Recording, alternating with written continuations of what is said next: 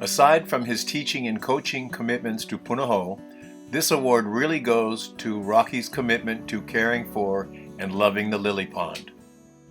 Thank you very much, Wendy, and thank you to the Punahou Alumni Association. This was quite an unexpected honor.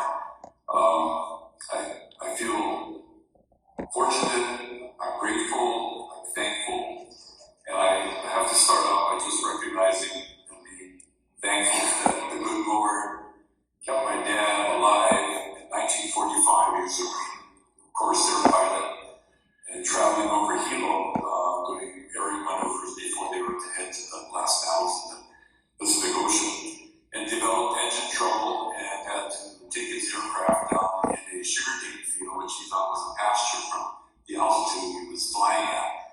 And this was along the Kohala coast, so he buzzed through it like a weed whacker and hit a lava dike and flipped over. And thank the Lord, never blew up, never exploded. He was in a body cast, sent back to the continental U.S. And I got to share with this. The newspaper clipping in Massachusetts said he was pulled from the wreckage by natives. But the reality was he was actually pulled from the wreckage by sugarcane workers, some of the intern Japanese people of the Big Island, and Filipinos and Hawaiians, that they put him on a board, shipped him back to Hilo, and back he went. He got back to Dartmouth, where he was finishing up his senior year with Jim Doble, also a great aviator. And the two of them were very fortunate to have John Fox arrive on campus looking for teacher coaches. And that's what started their career. Bill Monahan was an incoming freshman who was a Punahou graduate, and he told them, if you two guys don't take up this offer, you're crazy. You can swim, you can enjoy the ocean, like my dad already did. So they came to Hawaii on teaching contracts, $3,000 a year with teacher housing. The duels arrived, went right to the Kailua cottages on the windward side, which were kind of little cement bunkers, and we resided in Quonset. So I was born in 1950, went from Kapilani Hospital right into a Quonset that was later inherited by the Metcalfs, and then Gene Eldridge and her team moved into that, just off of Board Playground. So that's how the beginning of Punahou started. Just like the regular campus kids get to all enjoy the 78 acres of the playground that Punahou School is. My great place was the Lily Pond. I was always fascinated by the fact that, number one, it was crystal clear. We would kind of infantry crawl up onto it. We would look in and we would find, early in the morning, crayfish.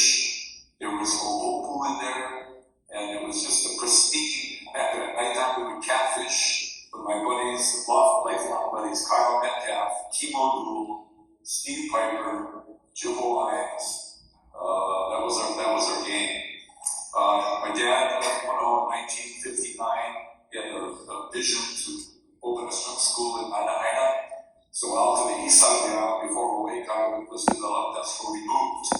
And what went from a couple of step walk to go to school turned into an hour to 45 minutes if you were lucky, because there was no H1 freeway back in the day. It came up all the way in through the cow pastures in New Valley, along Kahala, up through Granite to get to Punahou. So off I went to college after graduating and having a great time here at Punahou.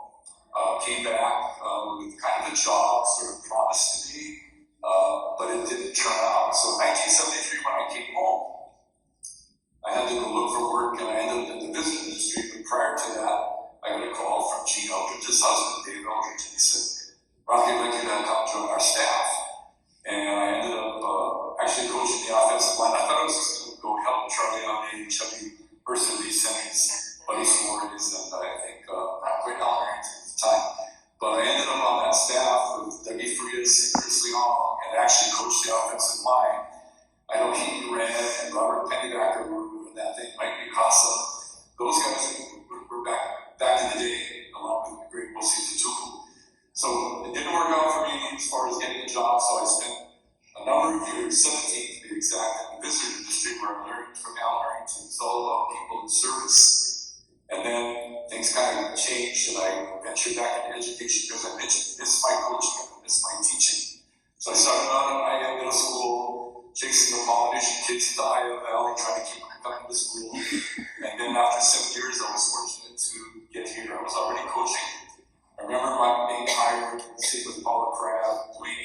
Tom Holden says, Rocky, you do realize you have to coach 2 sports. And he was a brand new athletic director. I said, Tom, you realize I'm already coaching 2 sports. Well, that's right. So my coaching career is all a testament to people like Dave Eldridge calling me up, Charlie Beeson, who's still alive. I think he's 89 years old, one of my favorites of all time. But to be influenced by those people, and then even starting with my freshman year, Paul Weissart, he was my history teacher, but he was my football coach, he was my history teacher. Dave Schaefer, my Goodenow, was my creative writing teacher. The teacher coaches galore. It's kind of a dying breed today. We don't see that many doing it. As a Wendy was a principal, he was my basketball coach. Skip Pennington was my JV football coach and my wrestling coach. Ralph Martinson was my PE teacher, lifelong friend, and my head football coach. And these are the people that gave me the love. And that old saying is that they don't care, kids don't care what you know until they know you care. That's how I've conducted my years of coaching, battling, football, whatever it was, and it's just been a great ride. So I thank Punahou from the bottom of my heart, and I'm again fortunate, grateful, and appreciative for this award. Congratulations to Rocky on behalf of his 1968 Punahou classmates, and especially to Gloria Gainsley and Wendy Goodenow for representing us at this ceremony, and to Wendy for capturing the event.